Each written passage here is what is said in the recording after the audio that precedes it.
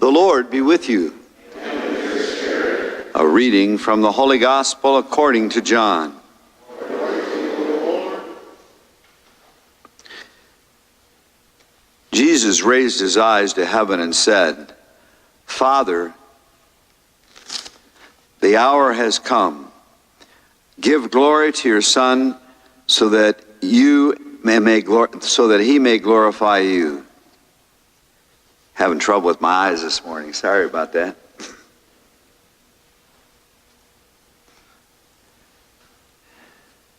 Just as you gave him authority over all people, so that your Son may give eternal life to all you gave him. Now this is eternal life, that they should know you, the only true God, and the one whom you sent, Jesus Christ. I glorified you on earth by accomplishing the work that you gave me to do.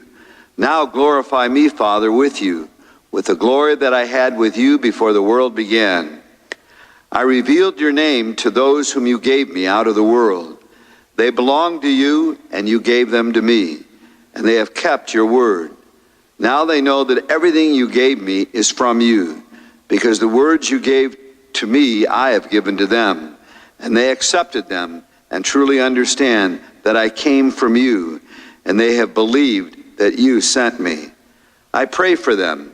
I do not pray for the world, but for the ones you have given me, because they are yours, and everything of mine is yours, and everything of yours is mine, and I have been glorified in them. And now I will no longer be in the world, but they are in the world, while I am coming to you. My sisters and brothers, the gospel of the Lord. Praise to you, Lord Jesus Christ. You probably are already aware, we mention this often, that the Gospel of John is very much John's emphasis, which was an important emphasis after Matthew, Mark, and Luke that spoke each of those Gospels, somewhat similar with different stories about Jesus, but John is really emphasizing the interior life strongly.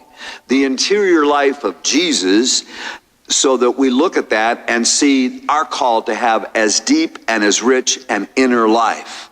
That particularly in the Gospel of John, and this is all a part of Jesus speaking at the Last Supper. He talks very much about the reality of his own interior life is so centered in his Father, Abba, God, Father. And he has such a deep interior consciousness that he is doing the Father's will, that he is centered in the Father's goodness and love. And this notion of glory, you may already be aware, for John, the notion of glory, of God's manifestation of his loving presence, the ultimate expression of glory in John is Jesus on the cross, giving his all. And this is the night before, and knowing he is to glorify the Father, and God, the Father, glorifies him. And again, our notion of glory today is often, somebody who's praised and, oh, you're wonderful and look at all you're doing. And there was that reality here too, but the reality was the total giving of self. The total giving of self is the glory in which Jesus Christ lived and savored and gave his all.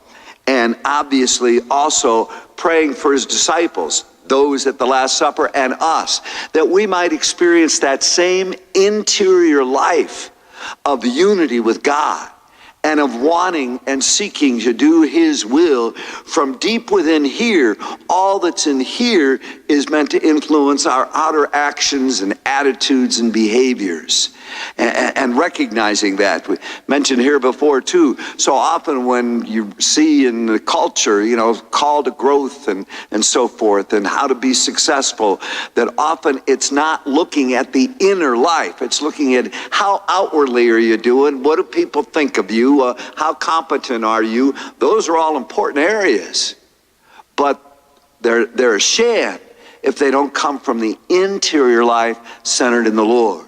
And so part of the great gift of all of us coming here in 6:30 or 6:28 in the morning is to enter into that deeper interior awareness of God, so that throughout our day we won't lose sight of that.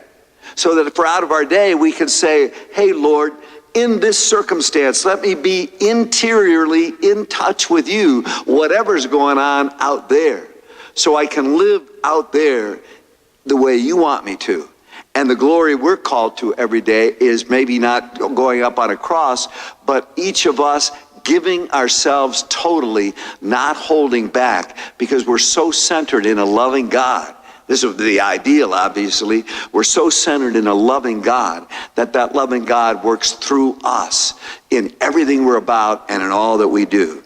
Finally, I'd say, we've talked about this before. Jesus in the gospel says, now this is eternal life, that they should know you, the only true God, and the one whom you sent, Jesus Christ. Eternal life, again, in John's gospel, the emphasis is not life after we die. It's life when we live that interior life, so centered in the Lord. That's eternal life, that even death, we're so centered. Yes, death is a disruption, but it leads us into life beyond this life. But eternal life is right here, right now, when we are interiorly open to and centered in the living God revealed in Jesus Christ. So take a moment, and again, that we might remember what we've experienced here today, throughout our day. God